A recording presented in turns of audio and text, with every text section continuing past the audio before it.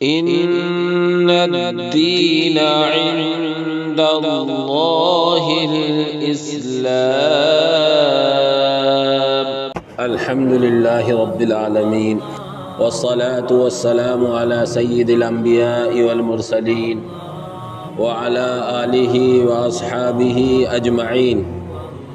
أما بعد، فأعوذ بالله من الشيطان الرجيم. بسم الله الرحمن الرحيم. قال الله تبارك وتعالى: يا أيها الذين آمنوا قوا أنفسكم وأهليكم نارا وقودها الناس والحجارة عليها ملائكة غلاظ شداد لا يعصون الله ما أمرهم ويفعلون ما يؤمرون. صدق الله العلي العظيم.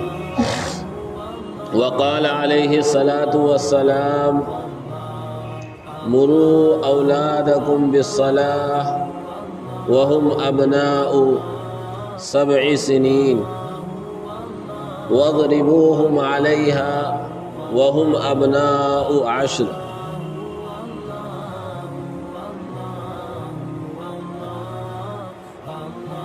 وفرقوا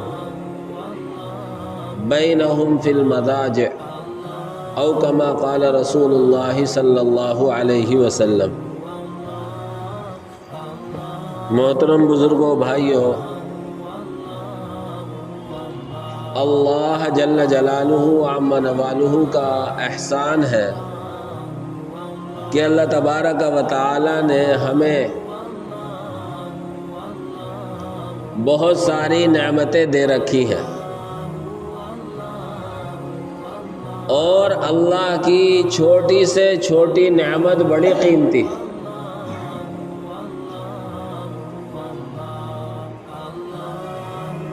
انہی نعمتوں میں سے ایک بڑی نعمت اللہ نے ہمیں اولاد کی نعمت عطا کی.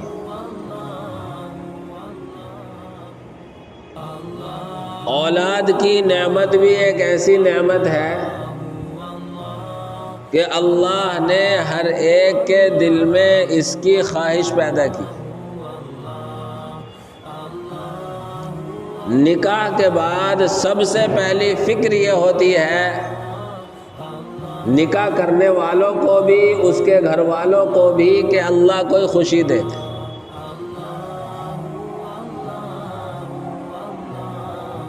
اور سال 2 سال گزر جاتے ہیں تو گھر والے بھی فکر مند ہو جاتے ہیں اور شادی شدہ جوڑا بھی فکر مند ہو جاتا ہے. اس سے اندازہ ہوتا ہے کہ اولاد کی نعمت کی کس قدر ہر ایک کو خواہش ہوتی ہے اور کس قدر تمنا ہوتی ہے، اور ہونی بھی چاہیے. اللہ کی ہر چھوٹی سے چھوٹی نعمت بہت بڑی ہے، اولاد کی نعمت تو بہت ہی بڑی ہے.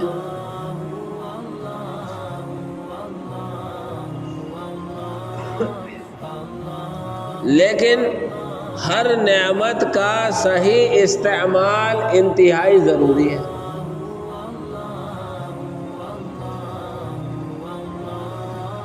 اسلام نے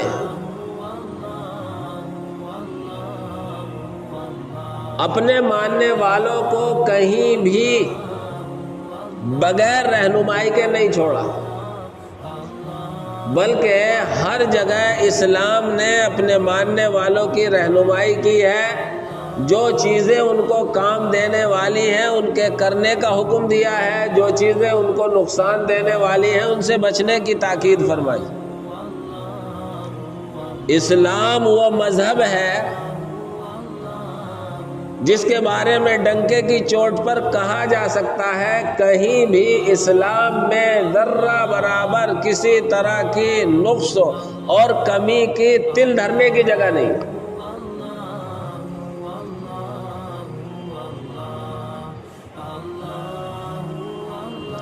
اور اللہ نے ہمیں اسلام کا ماننے والا بنایا، مسلمان کے گھر میں پیدا فرمایا. یہ اللہ کا ہمارے اور آپ کے لیے، ہمارے اوپر، آپ کے اوپر بہت بڑا احسان ہے. اللہ نے بغیر استحقاق کے ہمیں آپ کو اسلام کی نعمت عطا فرمائی. اس لیے اسلام نے جہاں جو ہماری رہنمائی کی ہے اس رہنمائی کو ہمیں قبول کرنے ہی میں 100% کامیابی ہے. اس رہنمائی سے ہٹ کر اگر ہم زندگی گزاریں گے تو ہمارا سراسر نقصان.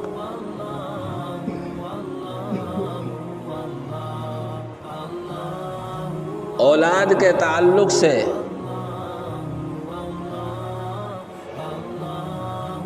اسلام نے ہماری آپ کی اور اپنے ماننے والوں کی بڑی شاندار رہنمائی فرمائی. دنیا میں آدمی کو اللہ اور اس کے رسول کے بعد اگر کوئی چیز محبوب ہوتی ہے تو بیوی بچے ہوتے ہیں.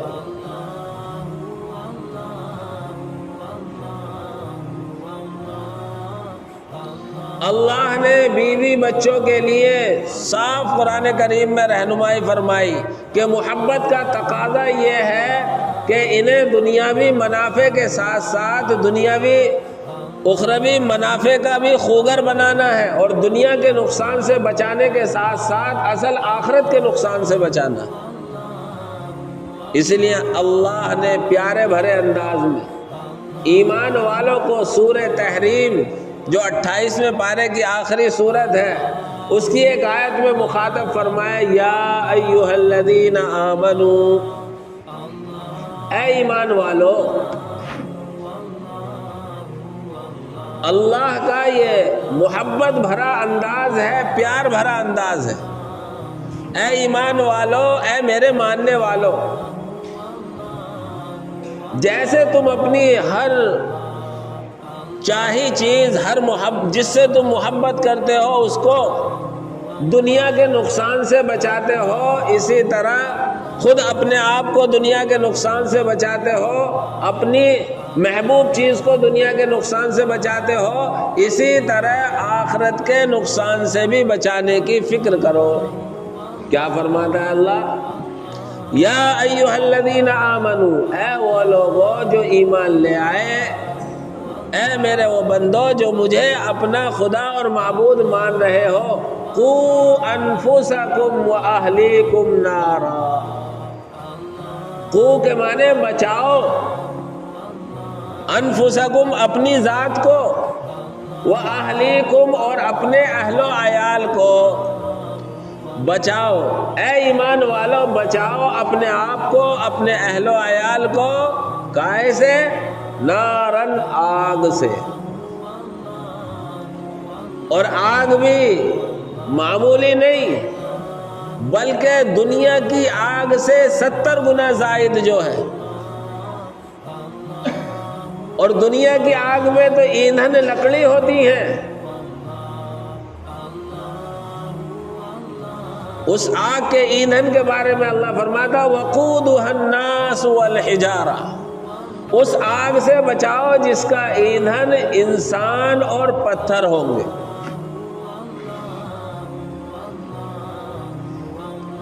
اور دنیا کی آگ سے بچانے والے بہت سے آ جائیں گے. کسی طرح آدمی بھاگ دوڑ کر کوشش کر کے چھلانگ لگا کر آگ سے نکل سکتا ہے. اس آگ سے جس کا ایندھن انسان اور پتھر ہے، اللہ فرماتا ہے وہاں سے نکلنے اور بچنے کا بھی کوئی راستہ نہیں ہوگا، کیونکہ وہاں فرشتے مقرر ہوں گے. علیہا ملائکۃ، اس آگ کے پہرے دار فرشتے ہیں، غلاظ بڑے سخت ہیں. ان کو کام ہی یہ دیا گیا ہے کہ اس آگ سے بچ کر کوئی نکل نہ پائے، لہذا اس کام پر وہ کاربند ہوں گے، اللہ کے اس حکم کو پورا کریں گے، سختی کریں گے، کسی کو جانے نہیں دیں گے. شداد، مزاج کے بھی سخت ہیں اور نگرانی کے بھی سخت ہیں.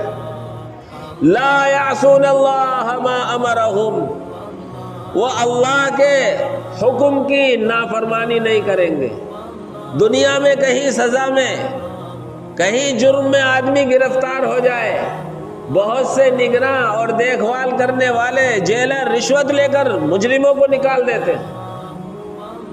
اللہ نے اس چیز کو بھی صاف کر دیا، لا یعصون اللہ ما امرہم، اس آگ پر ایسے فرشتوں کو مقرر کیا گیا ہے کہ وہ اللہ کے حکم کی نافرمانی نہیں کریں گے، یعنی وہاں کوئی رشوت، کوئی کسی طرح کی دلالی اور کسی طرح کا کوئی لالچ نہیں چلے گا۔ وَيَفْعَلُونَ مَا يُؤْمَرُونَ، اور وہ وہی کام کرتے ہیں جس کا اللہ تعالیٰ کی طرف سے انہیں حکم دیا جاتا ہے۔ تو میرے بھائیوں، اس آیت سے ہمیں یہ پتہ چلا کہ انسان کو اپنے اہل و عیال دنیا میں اللہ اور اس کے رسول صلی اللہ علیہ وسلم اور دین و ایمان کے بعد سب سے زیادہ محبوب ہوتے ہیں، اور آدمی ہر محبوب چیز کو نقصان سے بچاتا ہے۔ جس کو چاہتا ہے اس کے لیے یہ فکر مند ہوتا ہے کہ اسے کسی طرح کا نقصان نہ پہنچے، کسی طرح کی کوئی تکلیف نہ پہنچے۔ تو جس طرح ہم دنیاوی نقصان سے بچانے کی فکر کرتے ہیں، اسی طرح ہمارے لیے بلکہ اس سے کہیں زیادہ یہ ضروری ہے کہ ہم اپنے اہل و عیال کو اخروی نقصان سے بچائیں۔ اور اخروی نقصان کیا ہے؟ اخروی نقصان ہے دنیا میں اللہ کی نافرمانیاں کر کے کل قیامت کے لیے ہم یا ہمارے آل اولاد اپنے آپ کو جہنم کا مستحق بنانے کے کاموں میں لگ جائے۔ اس لیے فرمایا یا ایھا الذین آمنوا قوا انفسکم واہلیکم نارا، اے ایمان والو بچاؤ اپنے آپ کو اور اپنے گھر والوں کو آگ سے، وقودھا الناس والحجارہ، جس کا ایندھن انسان اور پتھر ہیں، اور بچنے کی کوئی جگہ نہیں، علیہا ملائکہ، اس پر فرشتے مقرر ہیں، غلاظ شداد، مزاج کے اعتبار سے بھی سخت، نگرانی کے اعتبار سے بھی سخت، لا یعصون اللہ ما امرہم، اللہ نے جو کرنے کو کہہ دیا اسی کو کریں گے، اس کی نافرمانی نہیں کریں گے، وَيَفْعَلُونَ مَا يُؤْمَرُونَ، اور وہ وہی کام کریں گے جس کے انہیں اللہ کی طرف سے حکم دیا گیا۔ اسی لیے اللہ کے نبی صلی اللہ علیہ وسلم نے بھی فرمایا کلکم راعٍ وکلکم مسئول عن رعیتہ، صحیح حدیث ہے، تم میں سے ہر ایک اپنے ماتحتوں کا ذمہ دار ہے، اور ہر ایک سے اس کے ماتحتوں کے بارے میں کل قیامت میں ذمہ داری پوری کی یا نہیں کی اس کے بارے میں سوال ہوگا۔ چنانچہ شوہر اپنی بیوی کا، باپ اپنی اولاد کا، گھر کا بڑا اپنے چھوٹوں کا ذمہ دار ہے، اور ہر ایک سے اس کی ذمہ داری کے بارے میں پوچھا جائے گا۔ بیوی اپنے شوہر کے گھر میں اس کی جو ساز و سامان ہے اس امانت کی ذمہ دار ہے۔ اسی طریقے سے اللہ کے نبی نے اور کئی چیزوں کا صراحتاً نام لے کر ذکر فرمایا۔ تو اللہ نے ہمیں اپنے گھر والوں کی، اپنے اہل و عیال کی ذمہ داری دی ہے کہ ہم جیسے انہیں دنیاوی نقصان سے بچانے کی فکر کرتے ہیں، اسی طرح ہم انہیں اخروی نقصان سے بھی بچانے کی فکر کریں۔ اور اسی فکر کو سامنے رکھتے ہوئے اللہ کے نبی صلی اللہ علیہ وسلم نے اولاد کے لیے حکم فرمایا۔ مسند احمد کی روایت ہے، ابو داؤد شریف میں بھی یہ روایت ہے، فرماتے ہیں اللہ کے نبی صلی اللہ علیہ وسلم مروا اولادکم بالصلاۃ وہم ابناء 7 سنین، اپنے بچوں کو نماز کا حکم کرو جب وہ 7 سال کے ہو جائیں۔ غور کریں حدیث کے الفاظ پر، اللہ کے نبی فرما رہے ہیں اپنے بچوں کو نماز کا حکم کرو، اور بچوں میں لڑکے بھی شامل ہیں، لڑکیاں بھی شامل ہیں۔ کب حکم ہو رہا ہے؟ وَهُمْ أَبْنَاءُ 7 سنین، جبکہ وہ 7 سال کے ہو جائیں۔ آپ اندازہ لگائیں 7 سال کی عمر کیا ہوتی ہے؟ کچھ نہیں ہوتی، لیکن اللہ کے نبی صلی اللہ علیہ وسلم ہمیں آپ کو اپنی ذمہ داری کا احساس دلا رہے ہیں۔ اللہ کے نبی صلی اللہ علیہ وسلم جو ہمارا مستقبل ہے، جو ہمارا فیوچر ہے، اور جو ہمیں آنے والے زمانے میں کام دینے والے ہیں، ان کی صحیح تربیت کا صحیح راستہ دکھا رہے ہیں۔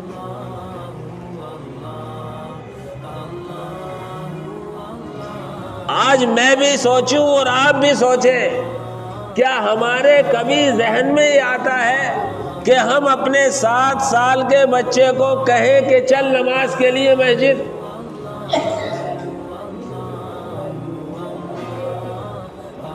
سوچنے کی بات ہے۔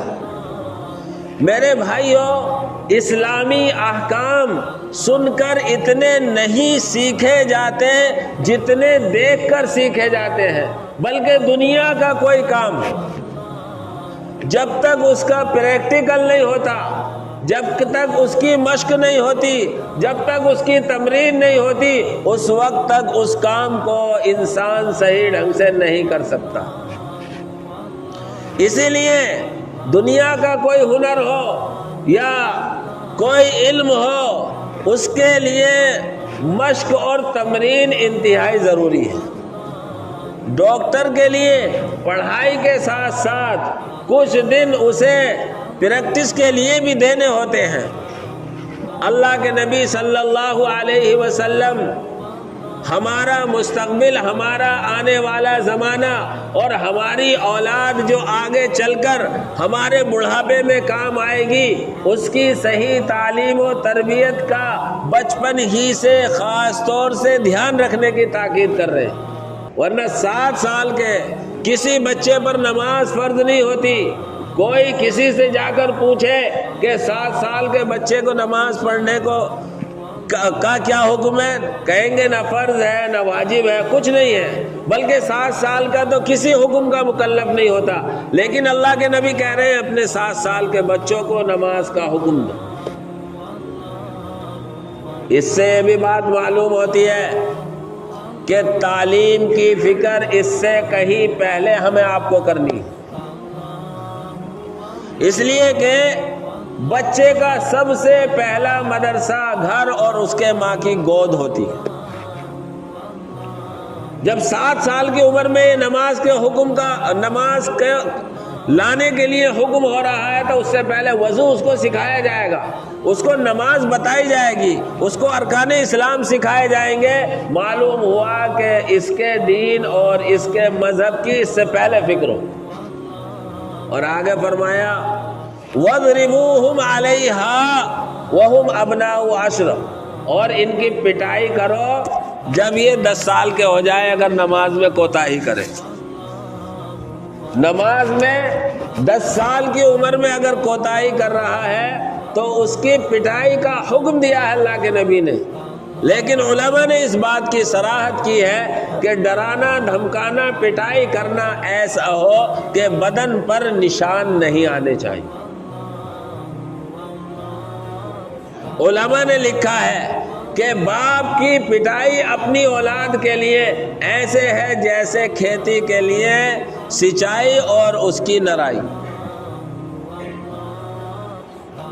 یعنی باپ کو اپنی اولاد پر دھمک بنا کر رکھنی چاہیے، کہیں ایسا نہ ہو اولاد بے فکر ہو جائے کہ باپ تو کچھ کہتا ہی نہیں، لہذا من میں جو آئے وہ کرو۔